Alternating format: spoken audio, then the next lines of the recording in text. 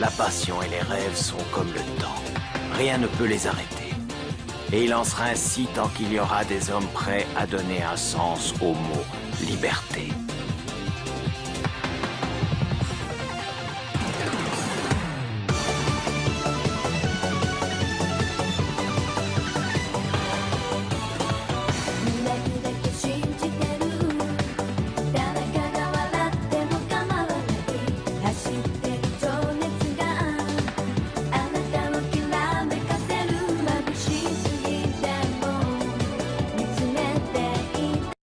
Et salut à tous, c'est Marc, on se retrouve aujourd'hui pour une nouvelle théorie.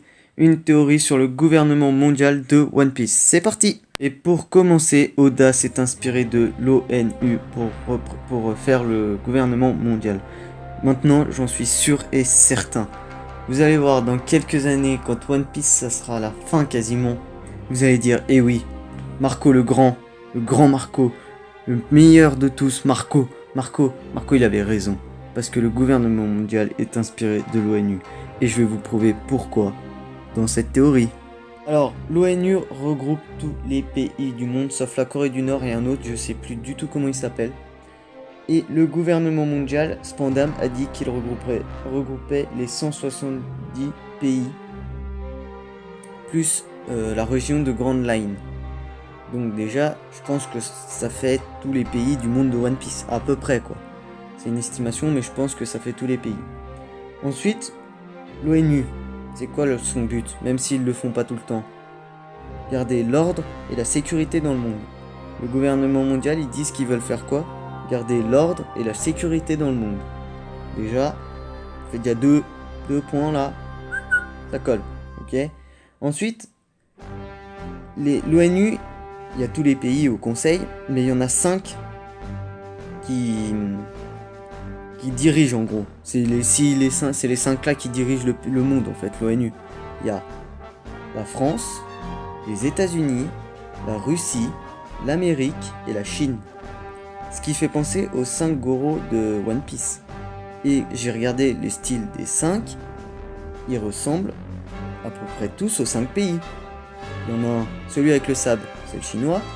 Le plus jeune, il a une bonne tête de bon français de stéréotype parisien. Il y en a un avec la moustache, il fait bien allemand. Pas allemand, anglais je veux dire. Le grand avec la grande barbe, il fait bien russe. Et il manque les États-Unis. Et les États-Unis, c'est donc le 5e. Je trouve qu'il représente moins bien, mais qu'il représente quand même pas mal. Ensuite, on peut deviner ce qui s'est passé dans le siècle oublié grâce à ça. Parce que l'ONU, elle a été formée après, attention, la Seconde Guerre mondiale. Donc, siècle oublié égale guerre. Il y a eu une guerre dans le siècle oublié, c'est obligé. Et je reviens à mes 5 Goro. En fait, les 5 gros pays qui dirigent l'ONU, ça représente les 5 du gouvernement mondial. Mais cependant, tous les pays du monde sont au conseil de l'ONU. Et ce qui représente bien les pays de la rêverie. Les 20 pays de la rêverie. Et du monde de One Piece donc. En gros, ça veut dire qu'il y a plusieurs pays qui dirigent, mais il y en a 5 gros qui dirigent surtout. Parce que je suis désolé, mais la rêverie, t'as les 20 pays qui y vont. Mais si les 5 chefs du gouvernement mondial ils sont pas d'accord, ils peuvent bien décider ce qu'ils veulent, les 20 ils ont rien à dire. Hein. Donc c'est pour ça que je pense et que j'affirme et que je suis sûr et que c'est sûr que Oda a fait ça et que c'est sûr que ça va se passer comme ça. L'ONU égale le gouvernement mondial. Donc c'est tout pour cette théorie. Il n'y avait pas besoin d'en dire plus, je la trouve courte, mais il n'y avait vraiment pas besoin d'en dire plus. C'est tout dit, c'est obligé que ça soit ça. Tous les arguments prouvent que c'est ça. Il y a tout correspond. Ordre et sécurité, les deux veulent ça. Tous les pays pour l'ONU, les 170 pays dits par Spandam pour le gouvernement mondial. Ce qu'on pense qu'il représente plus Grand Line, attendez, plus Grand Line. Ce qu'on pense qu'il représente à peu près tous les pays de One Piece.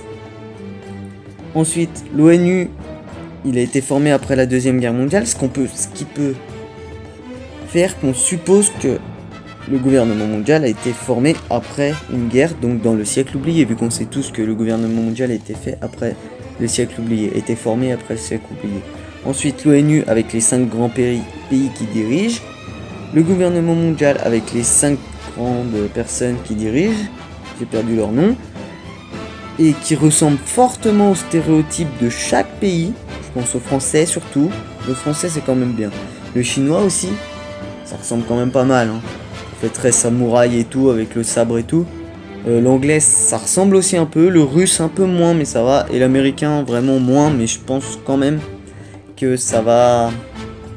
Enfin que ça ressemble quand même au stéréotype américain. Donc voilà, tous les arguments sont là. C'est obligé que ça soit ça.